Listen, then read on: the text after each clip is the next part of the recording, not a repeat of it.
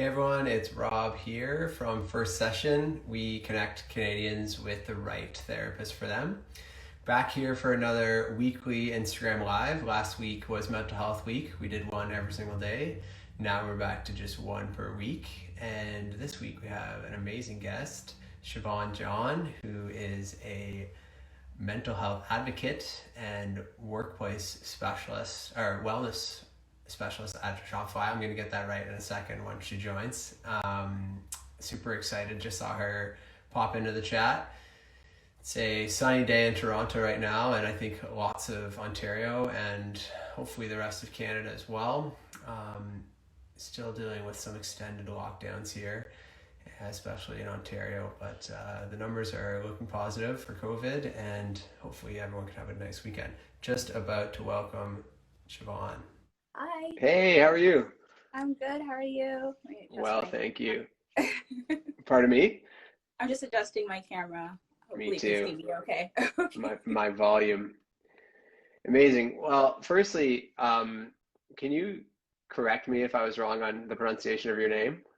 No, Siobhan, you're right. Perfect.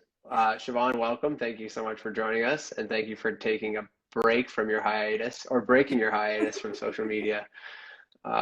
That's amazing. I saw your story earlier today.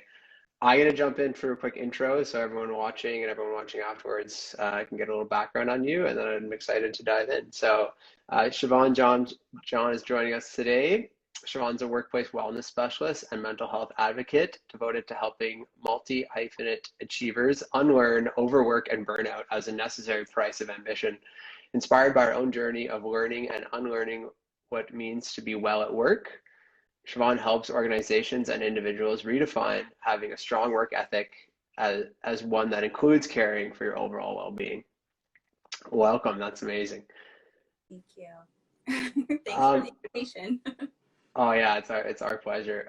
We've been was hopeful for a few weeks that could track you down. So yeah, maybe we want to start with a little bit about like maybe the story that you posted earlier today, and tell us a little bit about, you mentioned a couple of things there. You mentioned practicing what you preach, and you also mentioning self-care as a form of activism. So maybe activism. So maybe you can tell people like where, what am I referring to, Yeah. and maybe expand on that.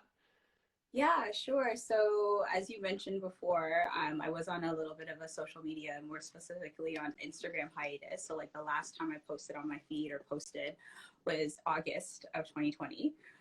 So Well, I actually just reinstalled the app today for this conversation. oh, thank you. So I've been on an extended break, and I posted a story earlier today, just kind of being like, "Hello, I'm back," but also just to like hello, but more so just to explain like that it's okay if you want to take a step back, because as we all know, we're still very much living through a global pandemic, and one of the things that I mentioned is that even though it seems like things are going back to business as usual, it's still very much not business as usual. And we've had Mhm. to process a lot over the last year, and we're continuing to process a lot of change. So for me, taking a step back was important because there was just a lot happening. As you mentioned, I am a workplace wellness specialist, so my role is to help supporting the wellness of others. And I recognized just like last year that it was very challenging to make sure that I was also taking care of myself. And it's important to me that if I'm going to advocate for others to support themselves and for them to be well, that I also need to make sure that I'm not overpouring from my own cup or serving from a place of emptiness and exhaustion. So I think for my message today was just for anyone who feels as if, even though it looks as if things are back to work, offices are reopening, it's interesting to see in the beginning it was very much roll in this together, and now it's like stop being lazy, go back to work. If you notice the shift in the tone, but there's been, even throughout this entire time, just the machine has still continued to go. And there's a lot of things that we've had to still proceed and continue to do. And I think for me, the message was to just continue to be compassionate with yourself. And wellness and self-care is going to look so different for all of us in this period. And it's okay if you're still having a hard time, because it is a hard time. And we put a lot of pressure on ourselves. And I can know for myself specifically, personally, I'm just like wanting to show up in a certain way. And I think for me, I've just recognized over the years that I've kind of cultivated a practice of knowing when it's time to step back and when it's time to push and pull back. And I wanted to just kind of be able to share and let other people know that if you need to take rest, please rest. You don't have to earn that rest. You need to take that time. And I just enjoy just taking that time to just pour back into myself, but also making sure that I can be present for the folks that I need to support too. That's amazing. Yeah. I'm wondering if, like, did you find it, like, when you decided to take the break, was it, did you like ramp up your kind of social media, like Instagram? Like, what was it that was happening on Instagram in August of 2020 that like kind of peaked, or was it kind of a long decision of like, okay, this is time to take a break? Yeah, I think there was a couple of things. So I don't think there was, well, August was my birthday. Like, so I had a birthday in August. But even before that, there was just a lot happening with obviously just the reckoning with like George Floyd and anti-Black racism and social justice. And there was just like a lot. And then coming on your social platforms and you're still seeing it there, you're still living My with things goodness. throughout with the pandemic. You're seeing a lot of just disparities of what's happening in the world, and it just became a moment where I was like, I need some quiet time to just take this in and to reflect, and also just being someone who is an educator. I also didn't want to, I found myself in this tension of feeling that I also had to be an educator full time on social. It's right. It's like, well, I'm working wellness, so this is the time for you to also, you should be out here posting your wellness tips and all of these different things. But that also comes with a bit of labor as well, too. Right. So it just didn't feel right for me to be in this constant education mode when I also wanted to just take a step back to process all of the things and to make sure that I can, when I am doing that education in my daytime role, that it's coming from a place of integrity and of not just showing up because I feel like I should do it. So I think I think it was building over time. And there wasn't just like one main thing, but I think it was just like, hey, we're in a global pandemic. This is not the time for you to feel like you have to add extra things to your to-do list, and it's about sort of just resetting and showing yourself that compassion and allowing, and by doing so it gives permission to other folks as well that they can do that as well too. Wow. Yeah. And you mentioned like self-care as activism. Like when I think most people think about activism, um, people think about kind of like a fist raising and maybe like at least me, like, so and like kind of like, shouting for a cause or making change kind of en masse, right?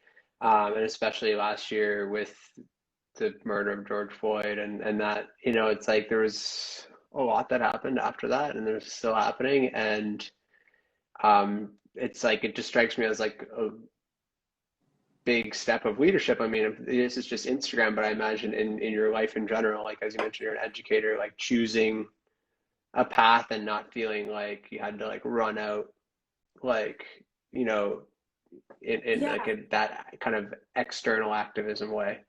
and I think there's room for both. I think where I say self-care as activism is like realizing in order to push forward, to make change, to make an impact in those movements, you need to also be rested in order to do that, because it is very difficult work, right? Especially when you are processing, very traumatic things. You're on the, like, for folks who are, when we think of activism, we think of folks who are like on the front lines or doing the protests, but those folks need to rest as well too.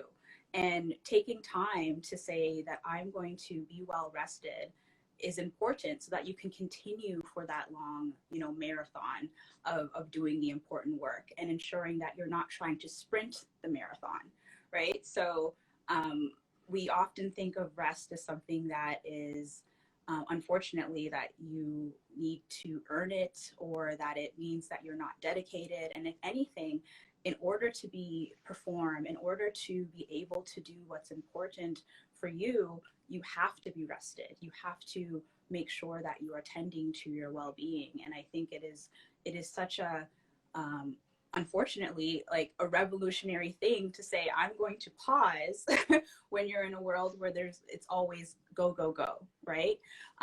So I see it as kind of like a way of just sort of advocating for yourself and your well-being, of like, I'm going to take a step back in a world that might be saying that my worth is only based on how much I produce or how much I endure. And by me taking a step back of that is like pushing against that and saying that I can still make an impact, and I will actually be more impactful if I tend to my well-being and my wellness. That's amazing. Yeah. A question that I was going to ask too is like, sort of balancing that with the corporate, kind of your corporate job, or if you call it a corporate job, working at a startup that's now a huge company. And the question that we just got from someone about like how to suggest leaders, how do you suggest leaders find people to lean on during these times like this? When everyone else is struggling, and when everyone else they would normally lean on is struggling, but the business goals, especially in a business like Shopify, that like kind of is helping businesses stay alive during the pandemic, and expanding and with online sales and everything like that. Like, tell us about that balance and that struggle. Yeah, that's like a really great question, of just like having to be in a position of you're supporting other individuals, and in like if a work perspective, like we're supporting our merchants, managers or leads are supporting their team, and you have to also be there for other people. And like the folks that you might have potentially leaned on might also be going through things right now too. And I think it's a matter of having the ability, still not believing that you can't reach out to those individuals. I think sometimes we do ourselves a disservice of like, I don't want to bother that individual because they're also going through something maybe worse, or we perceive it to be as worse than what I'm going through. And I think there's sometimes just comfort in still having an open conversation, not with the purpose of coming to a resolution or to lean on that person for them to support you. But sometimes there's a lot of power in just having a collective conversation of just like, I see you, and I'm here to also hold space for you to see me as well. So that's one thing. Obviously, Rob, with you being with First Session, like mental health professionals have been so important in this time as well too. So if you have the ability to seek out a therapist, a counselor during this time, I think that is also important, because they are been trained to be able to hold that space for individuals during this time. And I know a lot of therapists, they also have therapists, because that's also necessary. Yeah. Me working in wellness, I have a therapist, and when you are doing this type of work, there are folks who are there to support you. But I think we do ourselves a disservice of feeling that we have to keep everything inside. Mhm. And there's so much power sometimes of just like, I don't need you to solve anything, I just need you to listen. And sometimes just being able to vocalize how you feel can be so powerful, just to let you know that someone just can just hold that space and hear you and to see you, and to know it's not a competition. We're all going through so many different things. So what you might perceive as very small, it still matters, because it has an impact on you, and you shouldn't feel that that you have to show up and hold it in a certain way. So I encourage everyone to have that person for you, and if it's not an individual or a family or a friend member or a colleague, to be able to seek out a mental health support to be able to have those conversations. Fantastic. Yeah. Yeah, I agree. And therapists have taken on a lot, so they should have therapists as well to the therapists are also taking on a lot. But Yeah. so your role is at Shopify, and maybe you can describe a little bit about your role and what your focus is there, and then I can I'll dive Yeah. into some more questions. Yeah, so my official title is a global wellness specialist, which is essentially is like a fancy way of saying that I work on our wellness strategy at Shopify. Shopify is a global company, so we have employees around the world. And when we think of wellness, it's not one size fits all. So it's really about understanding different cultures, and also just like what are the different factors that contribute to our wellness at work. What are the things that allow us to thrive and flourish at work, but what are also some of the things that hinder our ability to be well?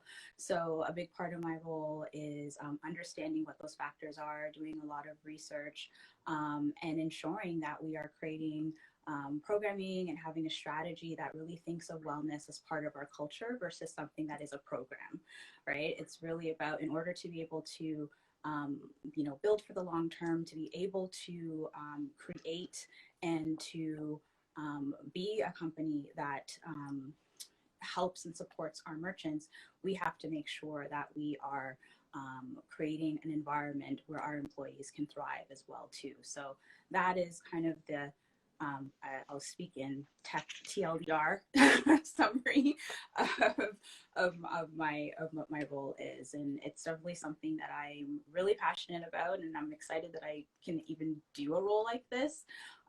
Having worked at other companies, like a lot of folks don't think of it wellness and sometimes in these terms of just like holistically all of the Hmm. things Hmm. us. So not just your physical, but like your financial wellness is something that is like super key.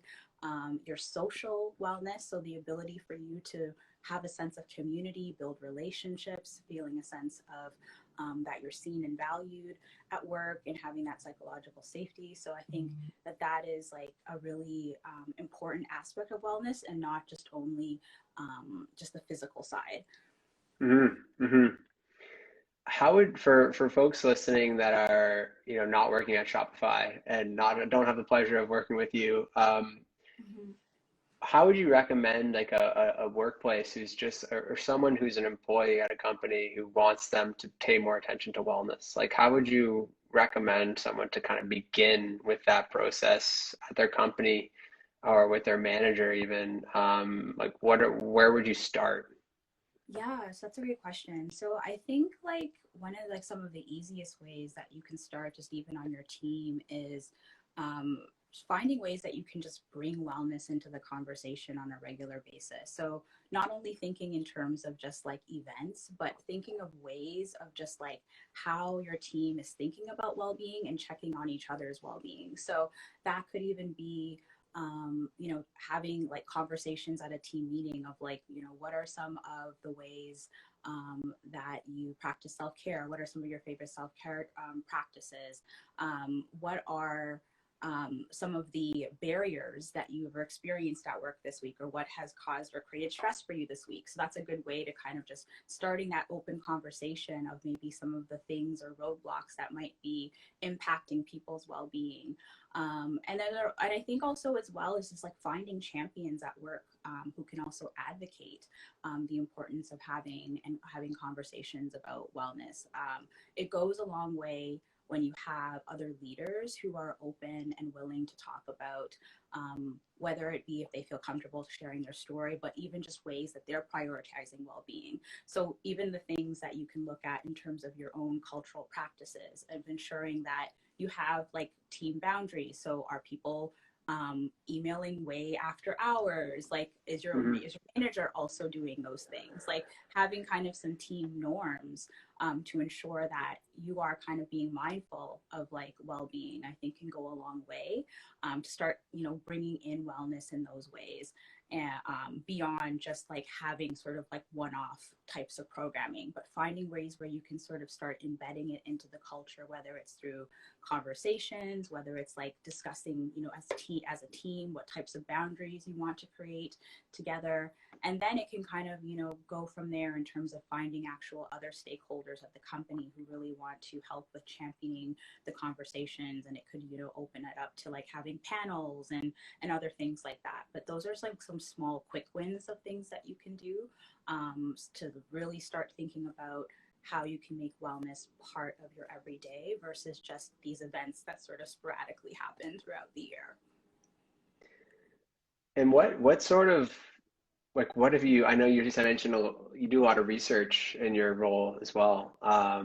But like, what about the huge shift to remote work Mm, that happened, and that now I know your company's embraced sort of for the long term as well. So like, where has your research? I know there's not a ton of research on remote. Like, there must not be that much research on remote work. Maybe I'm wrong, but where have there you is a bit, gone, and where are the problems, that biggest yeah. problems that have turned up with remote Yeah, work? so there is a bit. I mean, there have been companies who have been fully remote pre-pandemic. Actually, before I was working on our wellness team, I was a remote experience specialist for almost two Cool. Okay. years. But I worked remotely for almost 2 years. So, um, but I think the type of remote work that we're in right now in a pandemic, very different than Right. your regular type of remote work. We're not used to having remote and remote experience where we have caregivers who have to also have their children at home, or not being able to like go to see your friends or to go to sort of our regular routines. But I think for the long term, some of the things that we have to consider, or that are actually, that we are spending more time thinking about right now, is just things like social interaction, and networking, and being able to stay connected with your team. So for folks who maybe worked in an office environment, who are used to kind of those like side conversations, how to be able to recreate the ability to be able to meet and connect with more individuals. Because when you're working remotely, you have to be very intentional about social interaction and Right. communication and intention.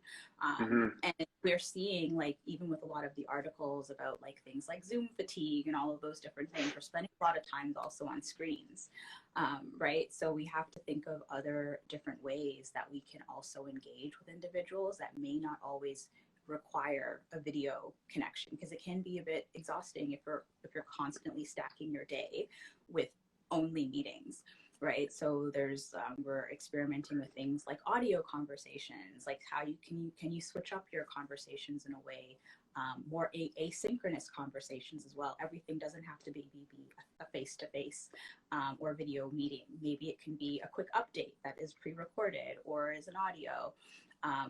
Also, just looking at just the different ways of work. So understanding for folks who might be more introverted versus extroverted. Another thing that we've also are thinking about is things like imposter syndrome, right? So there's been a lot Hmm. of folks who had to onboard into a company and completely in a pandemic. So you've never met your recruiter or the person you've interviewed with. You've onboarded completely virtual, and you're on a team, and you're building relationships from square one. And with that, that could, for some folks feel a bit intimidating. And the downside of that is this feeling that you have to prove yourself because you're brand new, no one really knows you yet. You want to show and make your work visible, right? So that's from a wellness perspective, that's an area where for me, it's like, well, how do we make sure that people don't feel that if they're brand new, they have to overwork in order to show their impact, right? So those are other like different things that as we continue and as more organizations, if they decide to have a hybrid model or a fully remote model, it's not about just, hey, let's give an employee, their MacBook or their computer and just say log in.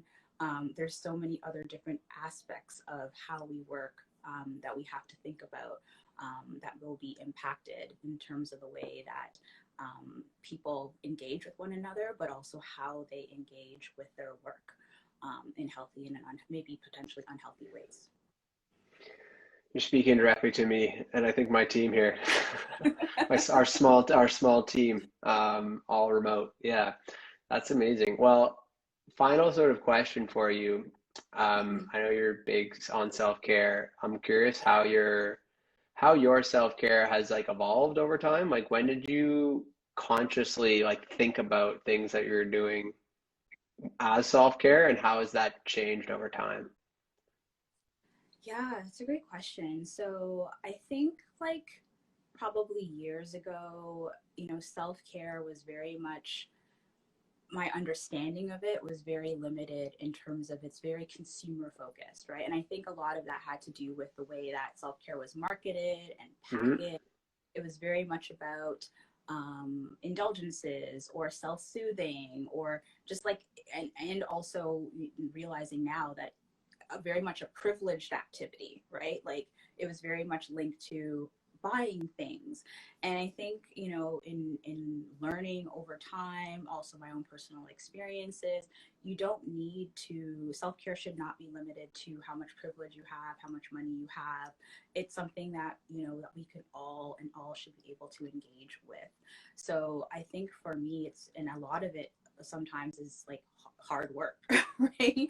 In terms of just like showing yourself that extra self-compassion when things are really hard, and or maybe you're not showing up in the way that maybe you want to, or you're feeling kind of overwhelmed, and just being able to stop and take a step back and give yourself that grace. It's Hmm. sometimes doing that stuff of like maybe doing that budget or those other things where it's like it's going to help you, but maybe it's not really easy. So Right. I think it's really, and also another thing that I, how it's changed is like recognizing you know the importance of just kind of decolonizing our experience of like self-care practices, of recognizing that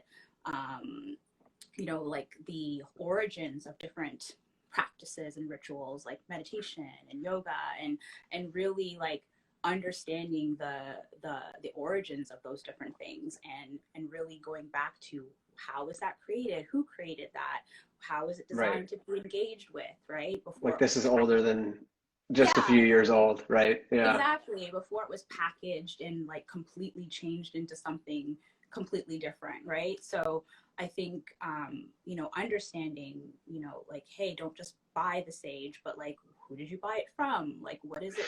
How was it created? Like all of those different things, right? So I think that that is how I am engaging in self-care now, of recognizing that it's not just these experiences, and it's really about just going back to the root of, and knowing that we can, there's so many different things that we can do to take care of ourselves that don't require us to have a certain level of like privilege and wealth to be able to do that. Hmm. Hmm. Okay, final question. What's your favorite self-care routine during the lockdown and the pandemic? Yeah, so for me, it has been, it's interesting because like I would loved, like I do love like working out and different things like that. So I had like gym memberships and all these different things, but like it's so amazing to just go back to just the basics of just going out and taking a walk. That has been like super calming and centering and grounding for me right now. So just like going out and being amongst the trees or just going around my neighborhood has been amazing. Like that's been really helpful. And also just writing. So I am a bullet journaler. I love journaling. I have tons of notebooks. I'm a notebook nerd. So writing for me has been also just very centering as well. It's just a great way for me to just take a moment to either just share how I'm feeling, whether no matter what the emotion is, and also just to sometimes take a step back and be like, what is something maybe that good that maybe happened today, or that I'm grateful for today. So those I would say are like my top two things of how I've been really have been sort of a saving grace in this period. Incredible. Thank you very much. Where can people find you and connect with you? Outside of my Instagram, I have a website. My name, ChivonJohn.com, is probably the best place if you want to learn more about me. You could also connect with me also on LinkedIn as well too. Amazing. Well, thank you very much for joining us today. I hope you have a restful weekend, and Yeah, perhaps we won't see you on Instagram soon, but we'll see you elsewhere. yeah. Great. Thanks, Rob. Take care. Thanks, Siobhan. Yeah, have a good one. Bye.